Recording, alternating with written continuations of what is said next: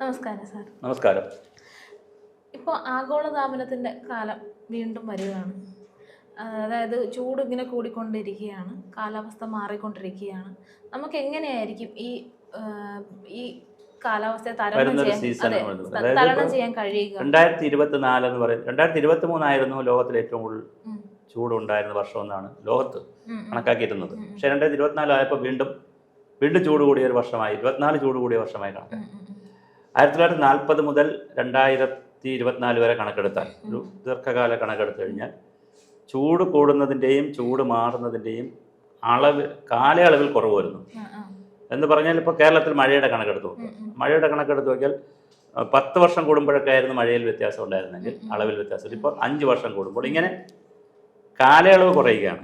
ഈ മാറ്റത്തിൻ്റെ കാലയളവ് കുറയാണ്. അതാണ് ഏറ്റവും വലിയ പ്രശ്നം. കേരളത്തിലും ലോകത്ത് സംഭവിക്കുന്ന ഒരു വലിയ പ്രശ്നമാണ്. കാരണം കാലാവസ്ഥ മാറ്റം എല്ലാ കാലത്തും ഉണ്ട്. ഭൂമിയെ ഉള്ളിടത്തോളം കാലം, തുടങ്ങിയ കാലം മുതൽ കാലാവസ്ഥ മാറ്റമുണ്ട്. ഒരു 460 കോടി വർഷമാവുന്ന ഭൂമി ഉണ്ടായിട്ട്, ഒരു 2 ലക്ഷം വർഷം അവിടെ മനുഷ്യരുണ്ടായിട്ട്. അപ്പോൾ ഈ 460 കോടി വർഷത്തിനിടയിൽ പലവട്ടം ഭൂമി ചൂട് കൂടിയിട്ടുണ്ട്, പലവട്ടം തണുത്തു പോയിട്ടുണ്ട്, 0 ഡിഗ്രിക്ക് താഴെ ഭൂമി പോയിട്ടുണ്ട്, ഭൂമിയിലെ അന്തരീക്ഷ നില പോയിട്ടുണ്ട്, താപനില പോയിട്ടുണ്ട്. ആർക്കും ഒരു ജീവിക്കും പുറത്തിറങ്ങാൻ നടക്കാൻ പറ്റാത്ത രീതിയിലേക്ക് താഴ്ന്നു പോയ അവസരം ഉണ്ടായിട്ടുണ്ട്. പക്ഷേ അത് ഒരു ഗ്രാജുവൽ പ്രോസസ്സാണ്. വല്ലപ്പോഴും മാത്രമേ ഉണ്ടാവുള്ളൂ. ഒരു 100 വർഷം കൂടുമ്പോൾ 150 അങ്ങനെ വന്നുകൊണ്ടിരുന്നത്.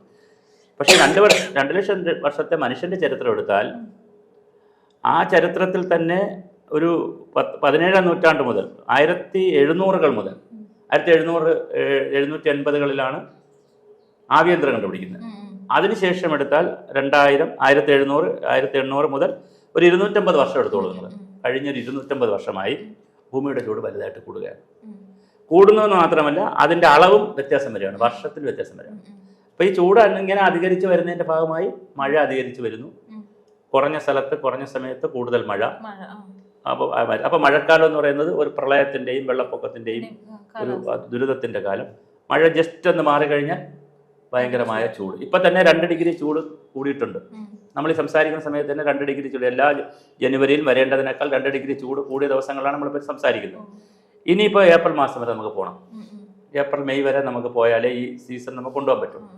അപ്പോൾ ഈ വർഷം നമുക്ക് കിട്ടേണ്ട മഴ കിട്ടിയിട്ടുമില്ല കേരളത്തിൽ. കഴിഞ്ഞ ഡിസംബർ വരെ കണക്കാക്കി കഴിഞ്ഞാൽ, അല്ലെങ്കിൽ ഇപ്പോൾ ജനുവരി ആയാലോ, ഡിസംബർ വരെ കണക്കാക്കിയാൽ 2024 ഡിസംബർ വരെ എല്ലാ ജില്ലകളിലും കിട്ടേണ്ട മഴ നമുക്ക് കിട്ടിയിട്ടില്ല.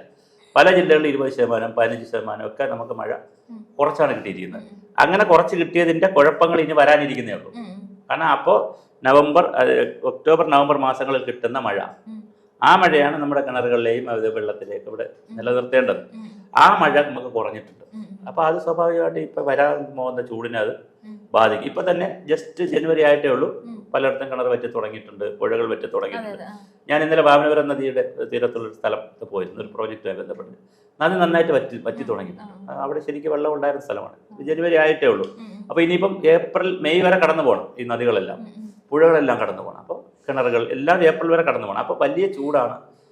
പിന്നെ അതിനനുസരിച്ച് പുതിയ രോഗങ്ങളുണ്ടാകും. നമ്മൾ പണ്ട് കാലത്താണെങ്കിൽ വെള്ളത്തിന് മാത്രമേ ഒരു ക്ഷാമം വരുവുള്ളായിരുന്നു. വെള്ളത്തിന് ക്ഷാമം വരും, പിന്നെ അത് പരിഹരിക്കും. കൃഷിക്ക് ചെറിയ ക്ഷാമം വരും, അത് പരിഹരിക്കും. ഇപ്പം അതല്ല സ്ഥിതി. വെള്ളത്തിന് ക്ഷാമം വരുന്നു എന്ന് മാത്രമല്ല, വെള്ളം ചില സീസണിൽ അധികരിച്ചു വരുന്നു എന്ന് മാത്രമല്ല, പിന്നെ ഉരുൾപൊട്ടൽ. പണ്ട് വലിയ മഴയും കാര്യമായിട്ട് ഉരുൾപൊട്ടൽ അങ്ങനെ വരുന്നില്ല. ഇപ്പം മലനിരകളെല്ലാം ഉരുൾപൊട്ടൽ വരുന്നു. തീരദേശങ്ങൾ മറ്റൊരു രൂപത്തിലേക്ക് മാറുന്നു. ഇടനാട് പ്രദേശങ്ങൾ കേരളത്തിൽ എടുത്തു കഴിഞ്ഞാൽ, കേരളം വെച്ച് പറയുന്നു, ഇടനാട് പ്രദേശങ്ങൾ എടുത്തു കഴിഞ്ഞാൽ വെള്ളപ്പൊക്കം ഉണ്ടാകുന്നു, പ്രളയം ഉണ്ടാകുന്നു. ഇതിനേക്കാളൊക്കെ ഉപരി വലിയ ആരോഗ്യ പ്രശ്നങ്ങളുണ്ടാകും. അതായത് വലിയ പ്രതിസന്ധിയാണ്. ലക്ഷക്കണക്കിന് ആളുകൾക്കാണ് ഇപ്പോൾ പനിയും പല രൂപത്തിൽ ശ്വാസകോശ സംബന്ധമായ അസുഖങ്ങൾ വന്നുകൊണ്ടിരിക്കുന്നു. TB ഒരു കാലഘട്ടത്തിൽ ഇന്ത്യയിൽ ആൾമോസ്റ്റ് നമ്മൾ പിടിച്ചു നിർത്തിയ ഒരു അസുഖമാണ്. TB പിടിച്ചു നിർത്തി. പക്ഷെ ഇപ്പോൾ കഴിഞ്ഞ ഒരു മാസമായിട്ട്, ഇനി ഒരു മാസം കൂടെ ഉണ്ട്, വീണ്ടും TB കൂടുന്നതായുള്ള പഠനങ്ങൾ വന്നു. ഇപ്പോൾ എന്ത് ചെയ്യുന്നു? സീരിയസ് ആയിട്ട് ക്യാമ്പയിൻ ആരംഭിച്ചിട്ടുണ്ട്. Government of India, Kerala government campaign ആരംഭിച്ചു TBക്കെതിരെ ആളുകൾ. എന്തുകൊണ്ടാണ് ഇങ്ങനെ വരുന്നത്? ഈ അന്തരീക്ഷ മലിനീകരണം വളരെ ഗൗരവമായി വരികയാണ്. അപ്പോൾ നമ്മുടെ കൊച്ചി എടുത്താലും ഡൽഹി എടുത്താലും എല്ലാ പ്രദേശങ്ങളിലും ഈ കാലാവസ്ഥ മാറ്റത്തിൻ്റെ പുതിയ രൂപങ്ങൾ കാണുകയാണ്. അപ്പോൾ ചൂടുകാലവും അങ്ങനെ തന്നെ വരികയാണ്. ചൂട് കാലം എന്ന് പറയുമ്പോൾ നമ്മൾ ഈ വെള്ളമില്ലാത്ത ഒരു അവസ്ഥ വരുമ്പോഴത്തേക്ക് നമുക്ക് വീണ്ടും അസുഖങ്ങൾ കൂടും. അസുഖങ്ങൾ കൂടുന്നത് മാത്രമല്ല, നമുക്ക് കൃഷിക്ക് വെള്ളമില്ലാതെ വരുന്നു, പിന്നെ കുടിക്കാൻ വെള്ളമില്ലാതെ വരുന്നു. മൊത്തത്തിൽ നമ്മുടെ സിസ്റ്റത്തെ, കാരണം വെള്ളം ഒരു പ്രധാനപ്പെട്ട കമ്പോണൻ്റ് ആണ്. അപ്പോൾ നമ്മുടെ സിസ്റ്റത്തെ മൊത്തം അത് ബാധിച്ചാണ് ഈ പോകുന്നത്. അപ്പോൾ നമ്മളിപ്പോൾ ചെയ്യേണ്ട കുറേ കാര്യങ്ങളുണ്ട്. ഈ സീസണിൽ നമ്മൾ ശ്രദ്ധിക്കേണ്ട കാര്യങ്ങളുണ്ട്. കാരണം നമുക്ക് വസന്തകാലവുമുണ്ട്, ക്ഷാമകാലവുമുണ്ട്. എല്ലാത്തിനും ജീവിതത്തിൽ അങ്ങനെയാണല്ലോ. പണമുള്ള സമയമുണ്ട്, പണമില്ലാത്ത സമയമുണ്ട്. രാവിലെ നമ്മളെ പൈസ കാണുമ്പോൾ പേഴ്സിൽ, ഉച്ചയാകുമ്പോൾ നമ്മളെ പൈസ കാണത്തില്ല. നമ്മൾ അഡ്ജസ്റ്റ് ചെയ്ത് ഫുഡ് കഴിക്കും. അല്ല രാവിലത്തെ പൈസ തന്നെ ഉച്ചയ്ക്ക് കഴിക്കാനൊന്നും പറ്റത്തില്ലല്ലോ. എന്ന് പറയുമ്പോൾ ക്ഷാമകാലമുണ്ട്, വസന്തകാലമുണ്ട്. പക്ഷെ ഞാനൊരു കാര്യം ചോദിച്ചോട്ടെ, നമ്മൾ ഇടയ്ക്ക് വലിയ വേനൽക്കാലത്ത് പോലും കഠിനമായ മഴ ഉണ്ടാകുന്ന ഒരു അവസ്ഥയാണ് ഇപ്പൊ കേരളത്തിലുള്ളത്. അതെ അതെ. പക്ഷെ ഇങ്ങനെ മഴ പെയ്താലും നമ്മുടെ ചൂട് കുറയുന്നുമില്ല, വെള്ളത്തിന്റെ അതിന്റെ പ്രശ്നം എന്താണെന്ന് വെച്ചാൽ, പിന്നെ മണ്ണിന്റെ വെള്ളം കരുതുവാനുള്ള കപ്പാസിറ്റി എന്ത് ചെയ്തു? കുറഞ്ഞു. അതിൽ മാലിന്യത്തിന് പങ്കുണ്ട്, മാലിന്യത്തിന് വലിയ പങ്കുണ്ട്. പിന്നെ നമ്മുടെ പച്ചപ്പ് കുറഞ്ഞതിന് പങ്കുണ്ട്. കാരണം വെള്ളം കരുതി വയ്ക്കുന്നത് ഒരു ഇതെടുത്തു കഴിഞ്ഞാൽ, 1 മില്ലിമീറ്റർ മണ്ണെടുത്തു കഴിഞ്ഞാൽ അതിൽ 25% വരെ വെള്ളമാണ്, ഒരു 10-20% വായുവാണ്, എയറാണ് എടുത്തു വയ്ക്കുന്നത്. പിന്നെ കുറച്ച് 10-20% മിനറൽസ്, പിന്നെയാണ് അതിൻ്റെ സോളിഡ് പാർട്ടുകൾ. ഇതാണ് മണ്ണിൻ്റെ ഘടന. ഇതിൽ വെള്ളം കരുതി വെക്കണമെങ്കിൽ എന്തുണ്ടാവണം? നന്നായി പച്ചപ്പുണ്ടാവണം.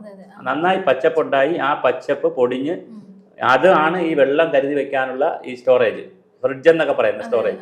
അതില്ല കേരളത്തിൽ. അത് നഷ്ടപ്പെട്ടുകൊണ്ടിരിക്കുകയാണ്, കുറഞ്ഞുകൊണ്ടിരിക്കുകയാണ്. ഫൈബർ റൂട്ട്സ് മാത്രമല്ല, മിക്സഡ് വിളകളില്ല ഇപ്പോൾ. ഒന്നുകിൽ പ്ലാന്റേഷൻ, അല്ലെങ്കിൽ ഏക വിളകൾ, കൃഷിയെ വേറെ രൂപത്തിലേക്ക് മാറ്റി നമ്മൾ. അപ്പോൾ ഒരു ഉണ്ടായിരുന്നു. അപ്പം കൃത്യമായിട്ട് അതിന് എല്ലാ ചെടികളും അതിന്റെ ബാലൻസ് ചെയ്ത് ആവശ്യമായ പച്ചപ്പ് എവിടെ കിട്ടുമായിരുന്നു, മൾച്ച് ചെയ്ത് ഭൂമിക്ക് കിട്ടുമായിരുന്നു. അപ്പോൾ അതുകൊണ്ട് ഭൂമിയിൽ ഇപ്പോൾ എത്ര മഴ വന്നിട്ടും ഒരു കാര്യമില്ല. ഇപ്പോൾ ചിറാപുഞ്ചി ഉദാഹരണം, ചിറാപുഞ്ചി മൗണ്ട് സെൻട്രാം എന്ന് പറഞ്ഞാൽ ലോകത്തിലെ ഏറ്റവും മഴ കിട്ടുന്ന 2 സ്ഥലമാണ്. പക്ഷെ അവിടെ ടാങ്കർ ലോറിയിൽ വെള്ളം കൊടുക്കേണ്ടി വരുന്നു. ഇപ്പോൾ വർഷം മുഴുവൻ മഴയുള്ള സ്ഥലമാണ്. പക്ഷെ ഒരു സീസൺ മഴ മാറിയാൽ പോലും, ഒരു ദിവസം മഴയില്ലെങ്കിൽ പോലും ടാങ്കർ ലോറിയിൽ വെള്ളം കൊടുക്കേണ്ടി വരുന്നു. കാരണം എന്ന് പറഞ്ഞാൽ പെയ്യുന്ന മഴ എന്ത് ചെയ്യുന്നില്ല, ഭൂമിയിൽ പിടിക്കുന്നില്ല. ഭൂമിയുടെ സ്വഭാവം മാറി. പക്ഷേ ഭൂഗർഭ ജലത്തിന്റെ അളവിൽ മാറ്റം വരുന്നത് കഴിഞ്ഞ ആഴ്ച അതും വരുന്നു. അതാ പറഞ്ഞത്. അപ്പോൾ ഭൂഗർഭ ജലത്തിന്റെ അളവിൽ മാറ്റം വരുന്നു ഒരു വശത്ത്, മറുവശത്ത് മണ്ണിൽ വെള്ളം ഇറങ്ങുന്നില്ല, കൃഷി രീതികളിൽ മാറ്റം വരുന്നു. അതുകൊണ്ട് മഴ നിങ്ങൾക്ക് കിട്ടിയിട്ടും കാര്യമില്ല. അത് മാത്രമല്ല, ഈ മഴ കുറെ വെള്ളമാണ്.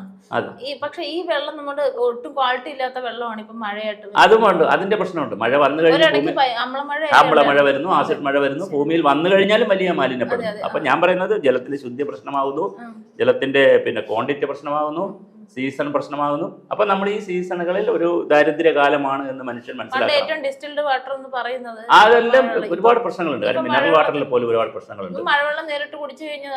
മഴവെള്ളം മാത്രമല്ല, ഡിസ്റ്റിൽഡ് വാട്ടർ പോലും ഇപ്പോൾ പ്രശ്നങ്ങളിലേക്ക് പോകും. കാരണം അന്തരീക്ഷമൊക്കെ ഒരുപാട് എന്തായി തുടങ്ങി, നല്ലതായി മാലിന്യപ്പെട്ടു തുടങ്ങി. വളരെ വലിയ രീതിയിൽ അന്തരീക്ഷം മലിനപ്പെടുന്നു, മണ്ണിനെ വലിയ രീതിയിൽ മലിനപ്പെടുത്തുന്നു. പ്ലാസ്റ്റിക് വ്യാപകമായ ആളുകൾക്ക് എത്ര നമ്മൾ വർത്തമാനം പറഞ്ഞിട്ടും പ്ലാസ്റ്റിക് ഇപ്പോഴും എന്ത് ചെയ്യുന്നുണ്ട്, കത്തിക്കുന്നുണ്ട്, നന്നായിട്ട് കത്തിക്കുന്നുണ്ട്. കോർപ്പറേഷൻ പോലും ചെയ്യുന്നുണ്ട്. നമ്മൾ അതിരാവിലെ സഞ്ചരിച്ചു പോയാൽ, ഈ ടൗണിൽ കൂടെ സഞ്ചരിച്ചു പോയാൽ പല സ്ഥലങ്ങളിലും അവർ കൂട്ടിയിട്ട് കത്തിക്കുന്ന നമുക്ക് കാണാൻ പറ്റും. അപ്പോൾ പ്ലാസ്റ്റിക് കത്തിക്കുന്നുണ്ട്, മാലിന്യം ഒന്നുകിൽ കുഴിച്ചിടുന്നു, അല്ലെങ്കിൽ അറിയത്തില്ല. അതിൻ്റെ പ്രശ്നമുണ്ട്. അപ്പം അത് ഭൂമിയിൽ കാലാവസ്ഥ മാറ്റത്തെ സ്വാധീനിക്കുന്നു, വെള്ളത്തെ സ്വാധീനിക്കുന്നു, വെള്ളത്തിൻ്റെ ക്വാളിറ്റിയെ സ്വാധീനിക്കുന്നു. പിന്നെ ഞാൻ ഈ പറഞ്ഞ ക്വാണ്ടിറ്റി വിഷയം. അപ്പോൾ ഇതെല്ലാം കൂടെ ഒരു കോംപ്ലിക്കേറ്റഡ് ആണ്. അപ്പോൾ ഇതിന് ഒരു കൃത്യമായ പരിഹാരം എന്ന് പറയുന്നത് നമ്മൾ പല കാര്യങ്ങളാണ്. ഒന്നെന്ന് പറയുന്നത് ഈ സമയം ഒരു ദാരിദ്ര്യകാലമാണ് ഞാൻ പറഞ്ഞല്ലോ. അപ്പോൾ ഒരു അച്ചടക്കത്തിൻ്റെ കാലമാണ്, മിതമായി ഉപയോഗിക്കുക, അത്ര കാര്യങ്ങൾ. പിന്നെ rain water harvesting, water conservation, ഇങ്ങനെ കുറേ കാര്യങ്ങളുണ്ട്. റെയിൻ വാട്ടർ ഹാർവെസ്റ്റിംഗ് ഒരു സംസ്ഥാന സർക്കാർ ഒരു ഇതായിട്ട് നേരത്തെ എടുത്തിട്ടുണ്ടായിരുന്നു, കുറെ സീരിയസ് ആയിട്ട് പോയത്. പക്ഷെ പിന്നെ അത് ഒരു നമ്മളുടെ ഒരു പ്രശ്നം എന്ന് വെച്ചാൽ, നമുക്ക് ആവശ്യത്തിന് വെള്ളം ഉണ്ടല്ലോ, നമ്മൾ പട്ടിണി കിടക്കുന്നില്ല, ദാരിദ്ര്യത്തിലേക്ക് പോയിട്ടില്ല. ജലദാരിദ്ര്യം നമ്മൾ കണ്ടിട്ടില്ല. ഇപ്പൊ തമിഴ്നാട്ടുകാരോ മറ്റ് സ്റ്റേറ്റുകാരോ ജലദാരിദ്ര്യം കണ്ടിട്ടുണ്ട്, നമ്മളത് കണ്ടിട്ടില്ല. അതുകൊണ്ട് ഉണ്ടല്ലോ. തിരുവനന്തപുരത്താണെങ്കിൽ നെട്ടയം ഭാഗത്തൊക്കെ ഇതുപോലെ വെള്ളമില്ലാത്ത ഇടങ്ങൾ, അതെ, മലയോര പ്രദേശങ്ങളിലൊന്നും ഇപ്പൊ വെള്ളമില്ല. അപ്പൊ വളരെ വലിയ പ്രശ്നമാണിത്, വലിയ പ്രതിസന്ധിയാണ് വന്നുകൊണ്ടിരിക്കുന്നത്. അപ്പൊ അത് ഒരു സീരിയസ് ആയ വിഷയമാണ്, നമ്മുടെ ചിന്തിക്കേണ്ട വിഷയമാണ്. തിരുവനന്തപുരം നഗരത്തില് ഹബ്ബ്, മറ്റേ എക്കോ ഹബ്ബാക്കി മാറ്റുമെന്നൊക്കെ പറഞ്ഞിട്ടൊരു സംവിധാനമൊക്കെ കൊണ്ടുവരാന്ന്. പക്ഷെ ഇതെല്ലാം ഇങ്ങനെ വർത്തമാനത്തിലേ ഉള്ളതേ. ഇപ്പൊ ഞാൻ പറയുന്നത് നദികളുടെ കാര്യമായാലും പുഴകളുടെ കാര്യമായാലും ഒരുപാട് ക്യാമ്പയിനുകൾ നടക്കുന്നുണ്ട്. പക്ഷേ വേണ്ടത്ര എന്ത് ചെയ്യുന്നില്ല ജനങ്ങൾ. ഇതൊന്നും ഇപ്പൊ കരമന നദി തിരുവനന്തപുരത്തെ ഒരു പ്രധാന നദിയാണ്, കിള്ളിയാറ്. ഭയങ്കര മാലിന്യമാണ് അതിനകത്ത്. ഒരു വശത്ത് മാലിന്യമാണ്, നികത്തലുണ്ട്, കയ്യേറ്റമുണ്ട്, എല്ലാം ഉണ്ട് ആ 2 പുഴകളിൽ. അപ്പൊ ഞാനീ പറഞ്ഞ ഇതെല്ലാം സംഭവിച്ചുകൊണ്ടിരിക്കുകയാണ്. അപ്പൊ കൃത്യമായൊരു ജലസംരക്ഷണവും മാലിന്യ സംസ്കരണവും ജലത്തിന്റെ അച്ചടക്കത്തിലുള്ള വിനിയോഗവും ഒക്കെ കൊണ്ട് മാത്രമേ നമുക്ക് എന്ത് ചെയ്യാൻ പറ്റുള്ളൂ, ഈ ചൂടുകാലത്തെ നമ്മൾ പക്ഷെ മാലിന്യം അങ്ങനെ നോക്കുന്നില്ലല്ലോ.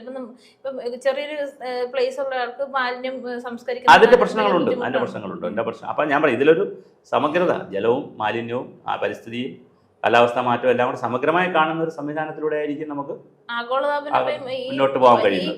ഈ വരുന്ന 2025 ജനങ്ങൾക്ക് അതിനെ അതിജീവിക്കാൻ കഴിയും. അല്ല, ഞാൻ പറഞ്ഞു അതിജീവിക്കാൻ കഴിയുമെന്നൊരു ചോദ്യമില്ലല്ലോ. അങ്ങനെ ഒരു ചോദ്യമില്ല. നിങ്ങൾക്ക് രോഗമുണ്ടെന്ന് കണ്ടുപിടിച്ചാൽ മരുന്ന് കഴിക്കുക എന്നുള്ളതേ ഉള്ളൂ മാർഗം. അതിജീവിച്ചല്ലേ കഴിയുള്ളൂ മനുഷ്യർക്ക്. മാനവർക്ക് അതിജീവിച്ചേ ഉള്ളൂ. അതെ, അടുത്ത മാസം 2-ാം തീയതി ആകുമ്പോഴത്തേക്കും തണ്ണീർത്തടം പറഞ്ഞിട്ട് ആൾക്കാർ അങ്ങനെ ഓരോ പരിപാടികളായിട്ട് വരും. പക്ഷേ ഈ പറഞ്ഞില്ലേ, നമ്മൾ ഈ സീസൺ എന്ന് പറയുന്ന കുഴപ്പം പിടിച്ചൊരു സീസണാണ്.